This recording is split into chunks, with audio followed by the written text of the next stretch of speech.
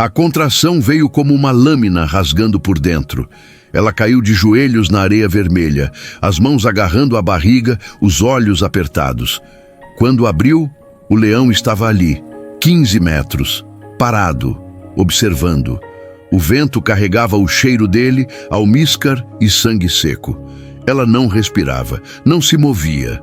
O sol africano queimava suas costas expostas, a camisa rasgada pendurada em trapos.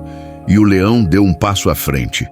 3 dias antes, Daniel tinha deixado ela na beira da estrada. Você e essa criança não fazem parte dos meus planos, foram as últimas palavras dele antes da caminhonete desaparecer numa nuvem de poeira.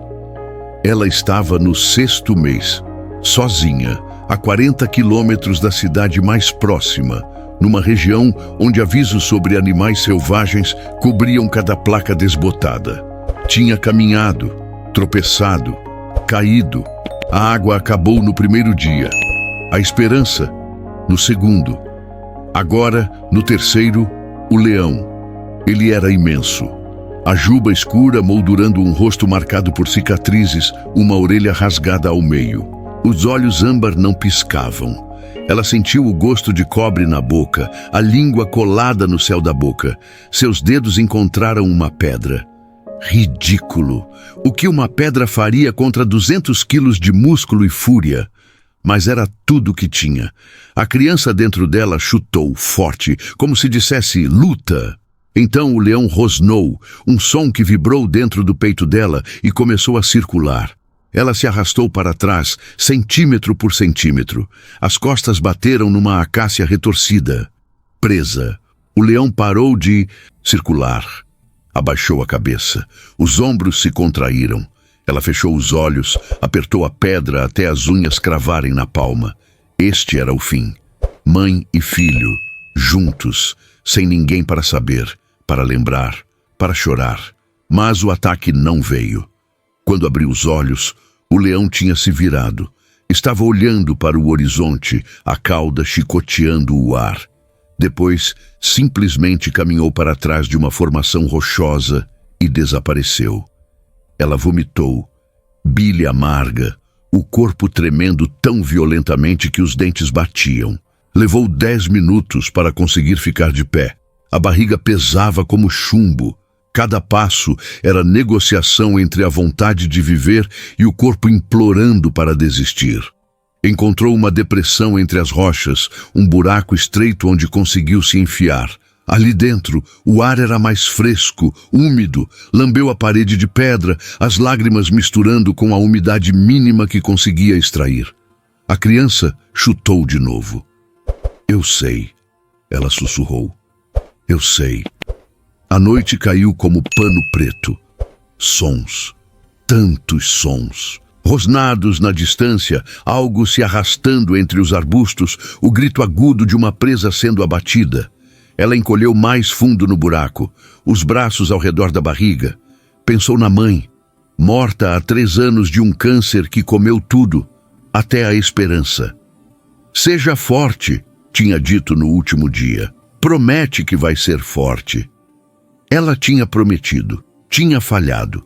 Tinha deixado Daniel entrar, tinha acreditado nas mentiras, tinha criado uma vida sem estar preparada para protegê-la.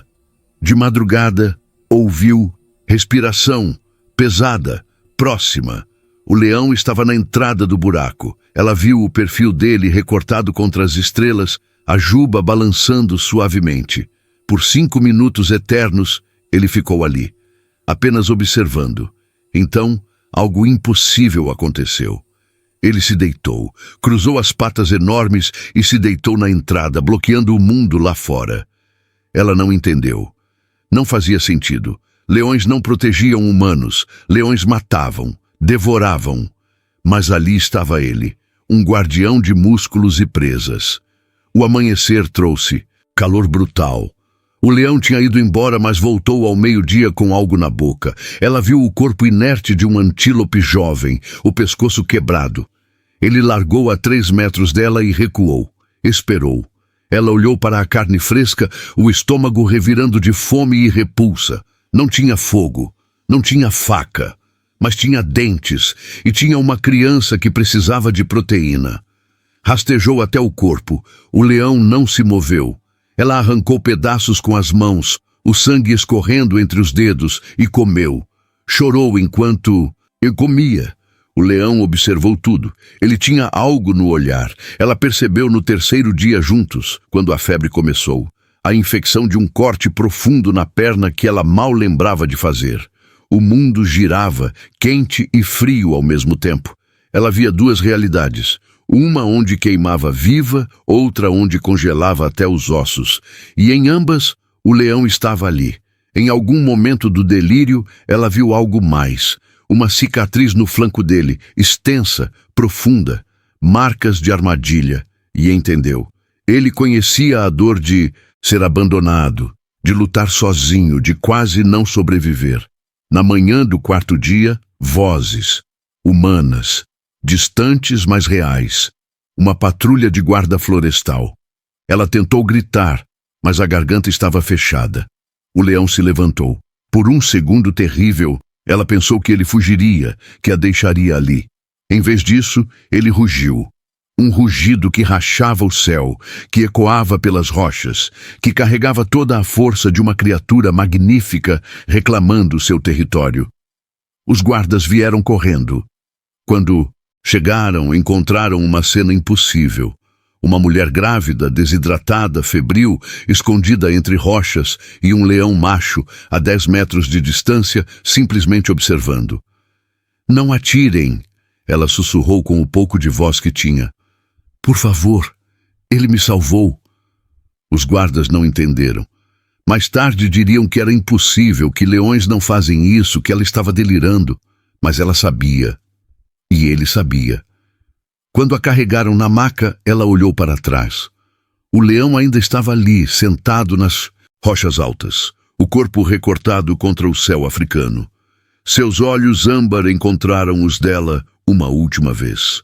Não havia palavras para o que passou entre eles. Gratidão era pequeno demais. Conexão era vago demais. Era reconhecimento. Duas almas que tinham sido abandonadas, feridas, deixadas para morrer e que tinham escolhido, contra todas as probabilidades, continuar lutando. 5 semanas depois, no hospital da cidade, ela deu à luz uma menina. Saudável, forte, gritando com os pulmões cheios de vida. Quando a colocaram em seus braços pela primeira vez, ela pensou no leão. Em como ele não a julgou. Não a viu como fraca ou tola. Viu apenas alguém que precisava de ajuda, alguém que merecia uma chance. Ela deu o nome de Kaia à filha. Significa aquela que permanece no Swahili. E toda noite, antes de dormir, ela conta para a menina sobre o leão. Sobre como, às vezes, a salvação vem dos lugares mais improváveis. Sobre como a força não significa nunca cair, mas sempre se levantar. Sobre como, em algum lugar da savana, uma criatura selvagem entendeu o que muitos humanos não conseguem, que todos merecemos compaixão quando estamos no nosso momento mais frágil. Os cientistas depois explicaram, falaram de leões expulsos do bando, de comportamentos atípicos em machos solitários, de coincidências. Ela ouviu tudo e sorriu, porque algumas coisas não precisam de explicação científica.